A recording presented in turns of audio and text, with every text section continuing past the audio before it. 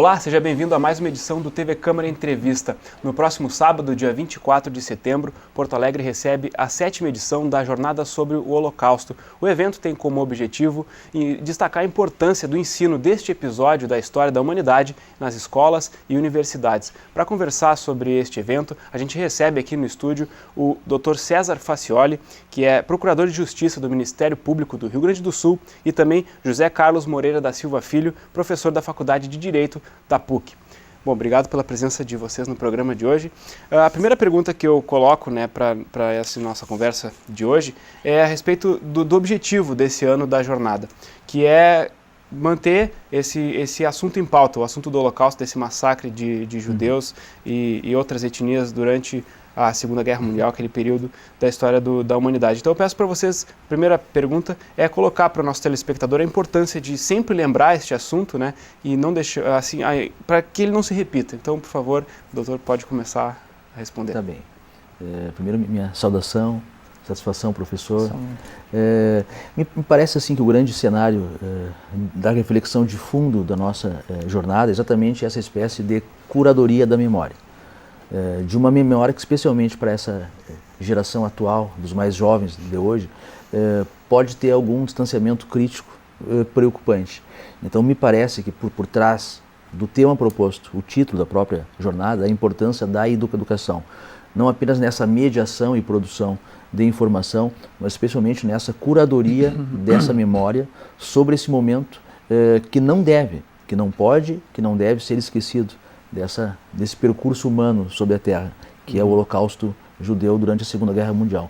Me parece que esse é o debate de fundo que vai orientar todas as reflexões que na jornada vão acontecer.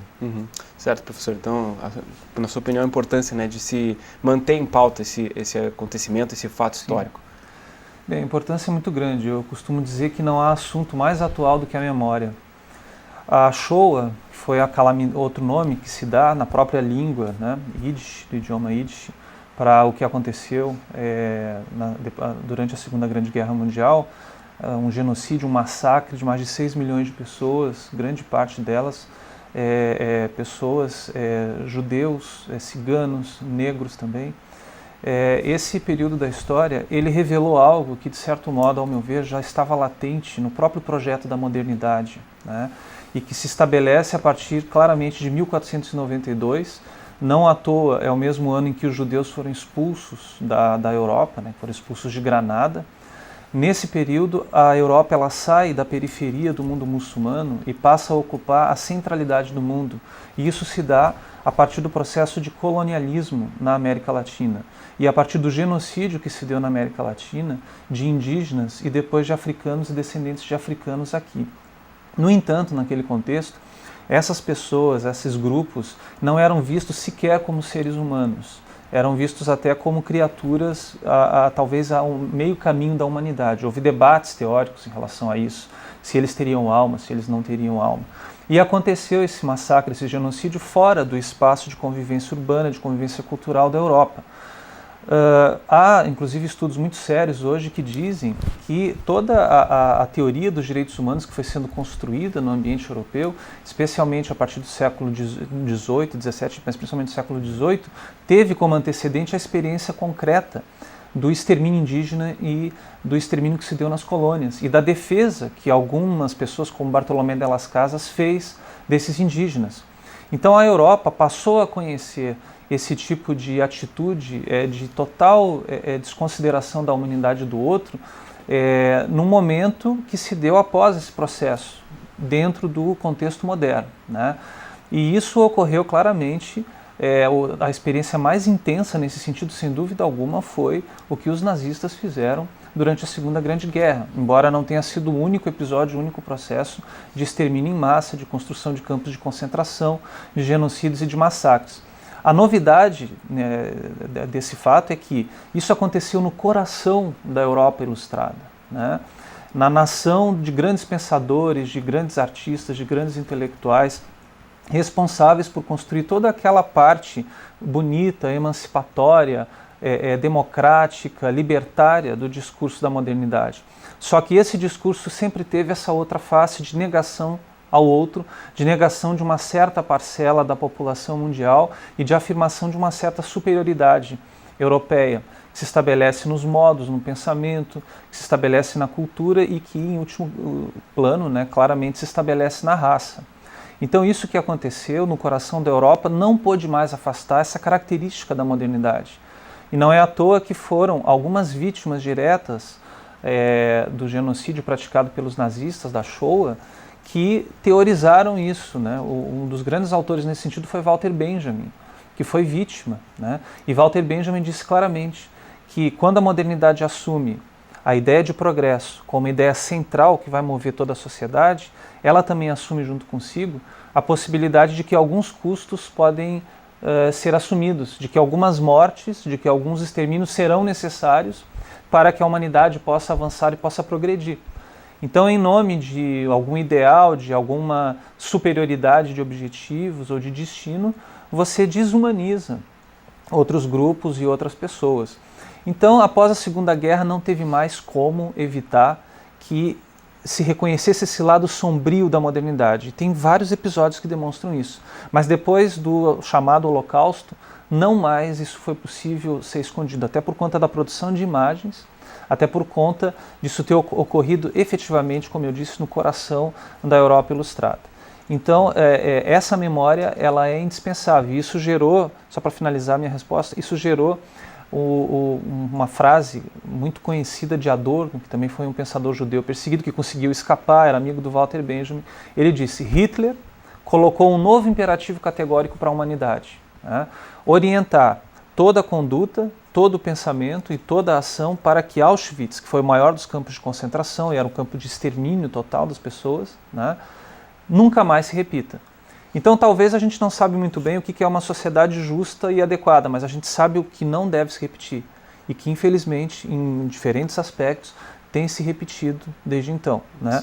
Pessoas sem nacionalidade, pessoas em campos de concentração, pessoas desumanizadas pela sua raça, pela sua posição social, por uma discriminação hierárquica que vem desde o período colonial e que mesmo com o fim das colônias continua a existir e a dividir o mundo hoje. Certo. Professor, o senhor colocou na sua resposta algo muito interessante que eu planejava perguntar mais adiante no programa, mas já vamos abrir essa questão agora. O senhor comentou que foi o genocídio, já existiam outros episódios de genocídio na história da humanidade, mas esse foi no coração ali da Europa, no berço intelectual, vamos dizer. Porque, vamos contextualizar o nosso telespectador como que estava a Alemanha naquele momento e que motivos levaram a que a população, porque o Hitler foi eleito, né, a população aceitasse esse tipo de líder e que desse o respaldo para que ele pudesse fazer as atrocidades que ele veio a fazer depois. Então eu queria contextualizar o telespectador a respeito de como que era a Alemanha naquela época, por que isso aconteceu, né, como foi fundamentado. Uhum. Você quer começar? Pode começar. Bem assim, na verdade esse é um cenário muito amplo, muito complexo, né? Mas até nós usávamos essa expressão, né? De alguma forma, a carga do antissemitismo, que não nasceu no momento da Segunda Guerra Mundial, nem um pouco antes dela, né? Isso é uma carga que vinha, posso dizer, de séculos, né?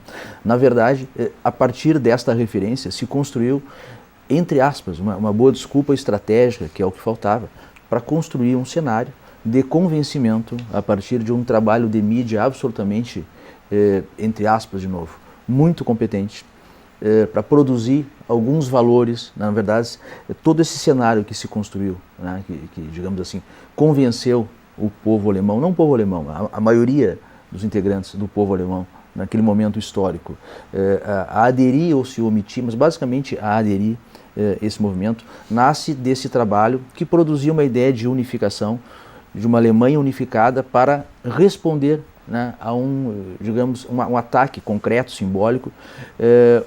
O cenário e o roteiro do filme da guerra estava praticamente construído, faltava a identificação do bandido, né? De alguma forma, simbolicamente, foi esse papel do povo judeu, considerando evidentemente os rescaldos e danos diretos, indiretos, imediatos e imediatos da Primeira Guerra Mundial, da grande convenção que se fez a partir dela, que evidentemente foi danosa no aspecto político e econômico à Alemanha. Então havia toda uma situação econômica evidentemente muito complicada, muito delicada, aguda, em relação ao povo alemão. E esse momento e essa situação foi muito bem aproveitada, digamos assim, por esse movimento, não no início, mas logo assumido pela liderança evidentemente real do Adolf Hitler, né, que produziu esse cenário que nós chamamos hoje de Holocausto. E que, repito, o nosso evento tem como, na minha opinião, como principal missão, né, identificar, e se possível, palavra tão usada hoje, mas tão necessária, o empoderamento da educação nessa questão de, como eu uso a expressão, curadoria da memória. E aqui nós temos que chamar a atenção por uma circunstância que me parece muito importante. Nós temos hoje todo um cenário diferenciado no qual aparece com um brilho absoluto a questão das redes sociais, né, do mundo virtual, web space, enfim. Né. Hoje a informação, né, ela se produz a partir de fontes e de plataformas várias. Nesse cenário, a educação formal, né, podemos chamar de escola, professor, né? A educação formal é apenas uma dessas fontes. Né? Então, assim, é papel também da educação formal, do educador no sentido amplo, do operador do sistema de educação e todos aqueles atores que interferem nesse sistema, também fazer essa curadoria no sentido de filtro, uma espécie de teste de pedigree das informações. Assim, eu, por exemplo, tenho 3 filhos que recebem uma carga de informações e de valores e de princípios dos pais, de mim, da minha esposa, muitas delas da escola, evidentemente, mas eu diria que a maior carga, e eles são diariamente, todos os jovens, as crianças, os adolescentes, especialmente adultos também, são bombardeados por um sem número de informações, o que o nosso querido Bauman chamaria do mundo líquido, né? Na verdade, muitas vezes sem se permitir construir, por esse cenário de hoje, né, uma possibilidade de armazenamento suficiente, né, e crítico das informações recebidas. Eu quero dizer o que com isso? Nós estamos vivendo, sim, um cenário diferente, mas tão perigoso quanto para esse recrudescimento daquilo que é o contrário do projeto de Brasil que, pelo menos no papel, nós temos, né, numa coisa chamada Constituição de 88. A Constituição de 88 nos oferece um projeto de Brasil, ainda no papel, mas um projeto de Brasil que, entre outras coisas, especialmente, propõe a construção de uma identidade nacional. Identidade nacional, em princípio, multicultural, respeito às diferenças todas, mas que, a partir disso, tem como, talvez, valor central toda a interdição de qualquer tipo de preconceito. Portanto, nós temos, né, e aí meu momento velhinho de Taubaté, nós temos uma ferramenta muito boa, pelo menos um bom pano de início, de partida, assim, para se construir, para se executar um projeto que, enfim, foi arquitetado, está no papel, é bonito, é um projeto. Né? E neste projeto está, repito, a importância e a relevância da educação nessa garantia, curatela, enfim, nessa curadoria de manter-se a memória dos melhores e piores momentos da humanidade. E o compromisso maior, que me parece, é o subtexto da nossa Constituição, é esse compromisso de impedir qualquer retorno num processo civilizatório que se quer sempre avante, né, sempre progressivo.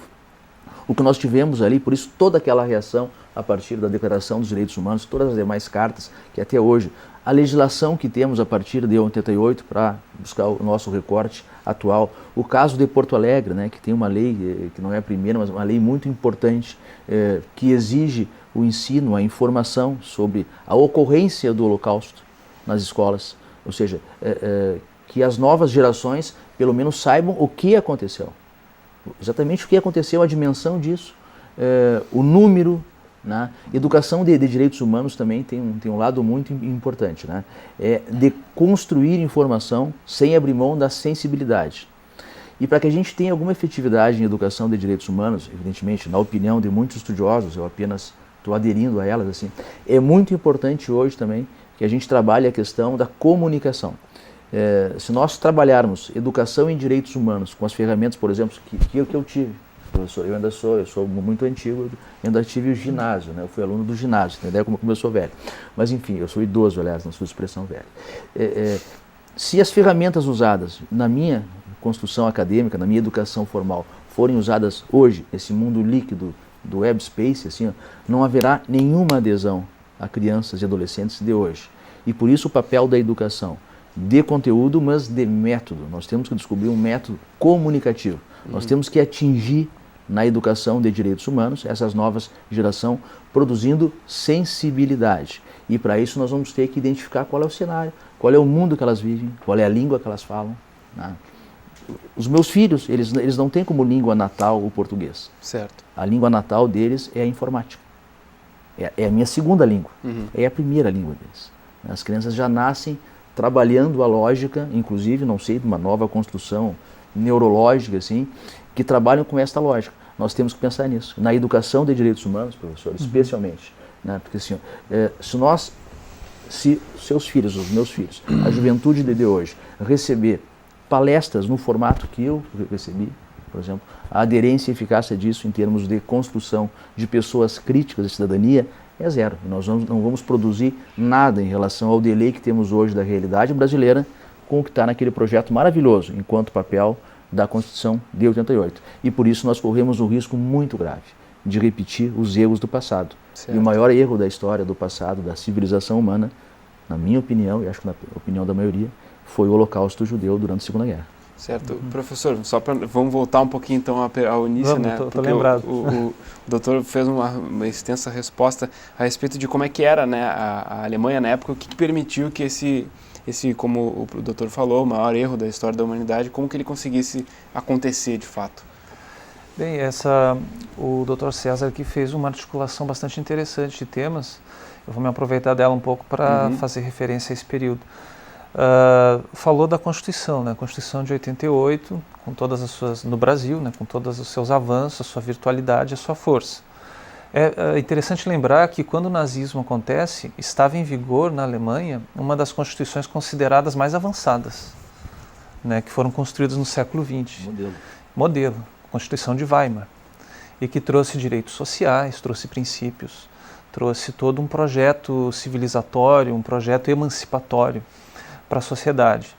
Então, uma das coisas que a memória do nazismo e do que ele produziu pode nos ensinar é que o fato de existir uma Constituição, de existir um conjunto de leis que apontem para esse projeto inclusivo, para um projeto plural, para um projeto de conquistas sociais, de superação, né, não é suficiente. Né? Quando a gente pensa que, a despeito da existência dessa bela Constituição, que foi a Constituição de Weimar, o nazismo cresceu e vicejou, quando a gente pensa que, a despeito de termos uma Constituição como a de 46, que foi uma Constituição que o Brasil produziu, logo após a Segunda Guerra, isso também o professor fez referência, numa onda de constitucionalidade que foi uma resposta ao que aconteceu na Segunda Grande Guerra Mundial e que representou todo um movimento de colocação para dentro do texto constitucional do que antes ficava num espaço meio que retórico, né, que são os direitos humanos. Passaram então a ser inclusive considerados direitos fundamentais, com eficácia, com aplicação. E a Constituição de 46 no Brasil foi feita de uma maneira genuína. Foi uma autêntica Assembleia Constituinte. As pessoas foram eleitas para aquilo, incluindo deputados comunistas, né, como o Carlos Marighella, Maurício Grabois e Luiz Carlos Prestes, que naquele momento houve uma trégua na clandestinidade do Partido Comunista, até muito em função do papel que a União Soviética teve na derrota imposta ao poderio, né, ao império nazista que ali então se formava. No entanto, essa Constituição no Brasil não teve chance de se desenvolver. Né? Ela foi truncada de uma maneira bastante brusca. Foram praticamente 2 anos ou pouco de trégua, de guerras e de conflitos, e logo em seguida veio a Guerra Fria, que foi a disputa da hegemonia mundial entre as duas grandes potências do mundo. E isso na América Latina pesou com uma tonelada. Né? Nós vivemos ditaduras de segurança nacional em toda a América Latina, de tal maneira que, embora nós falemos de toda uma reação ao que se viu do Holocausto, ao que se viu ao nazismo, em termos práticos, isso não representou imediatamente para alguns lugares do mundo uma institucionalidade, uma prática social coerente com essa memória. E o outro aspecto também que se relaciona ao contexto é o contexto de crise. Quando nós vivemos contextos de crise, sejam essas crises econômicas, políticas, culturais ou todas elas juntas, que normalmente estão todas entrelaçadas, eu costumo dizer aí que nós vemos quem as pessoas são, né? Aí aqueles que antes posavam de democratas, posavam de libertários, de defensor dos direitos humanos, mostram a sua face muitas vezes não revelada, né? Eu costumo dizer, nesse momento os fascistas saem dos armários, né? E nos momentos de crise, então, é muito fácil você explorar um sentimento que pesa de uma forma muito densa sobre a sociedade, especialmente quando essa sociedade não é bem informada e não tem exatamente o conhecimento da memória dos resultados que essas campanhas de disseminação do medo produziram no passado. O medo é capaz de fazer uma pessoa comum, uma senhorinha de 70 e poucos anos, de 80 e poucos anos, bondosa, querida, simpática, sair com um cartaz ou uma bandeira na rua defendendo a pauta de pessoas, políticos, intelectuais, sejam quem forem, né?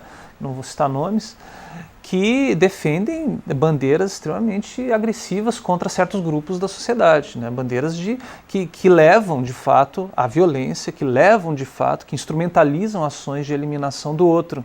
Sim. Então, o medo, ele é capaz de produzir essas coisas. O grande problema não só do nazismo em si, mas ele é algo simbólico e modélico, né, para ensinar isso para toda a sociedade, não é o nazista considerado quase que um ser de outro planeta, né, uma pessoa totalmente cruel, como ele pôde fazer isso? Não.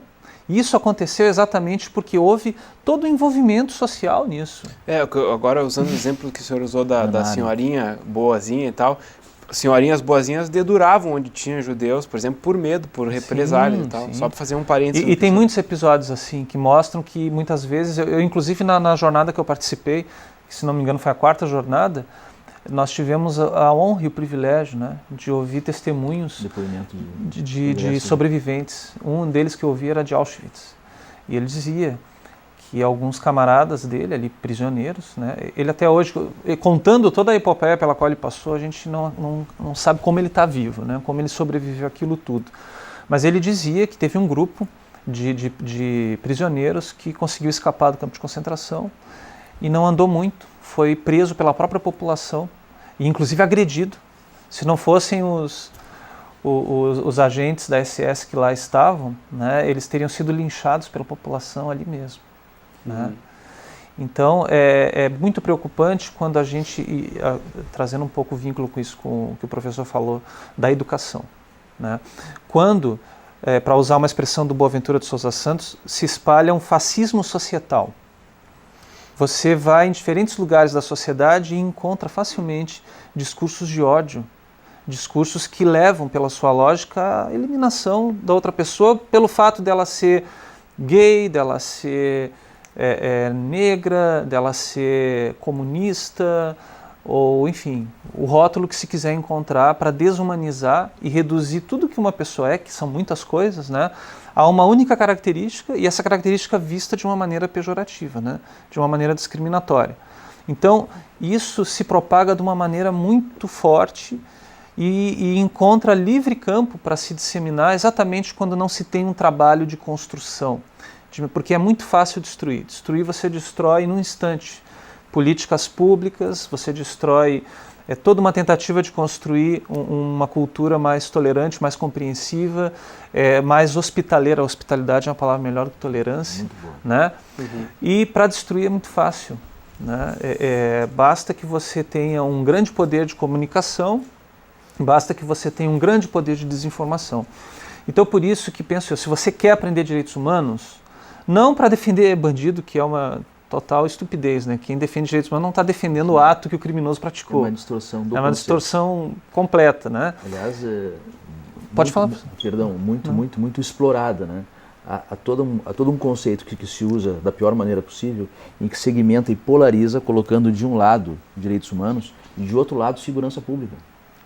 quando são faces da mesma moeda, Sim. e tem que trabalhar articuladas. Certo. E o professor fez uma referência que eu acho também muito importante, não sei se eu posso A gente ainda. vai encerrar o bloco em seguida. Então tá. Pode ser curtinha, você Tá. pretende... Só para não perder o gancho. pra não perder o gancho. A referência que ele fez à democracia. Né? Depois a gente pode aprofundar essa reflexão.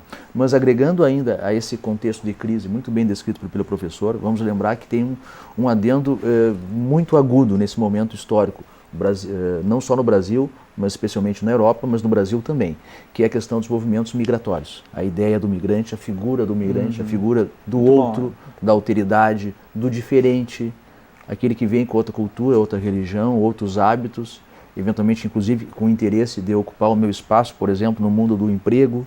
Este é um momento e é uma situação que agudiza todo esse contexto de crise que impacta nos direitos humanos e, especialmente, no papel importante da educação. Certo, nós vamos fazer então agora uma rápida pausa. Certo. Espero que você continue com a gente para continuar a nossa conversa sobre essa jornada do Holocausto e esse fato da história da humanidade. Então não saia daí, o TV Câmara Entrevista volta já.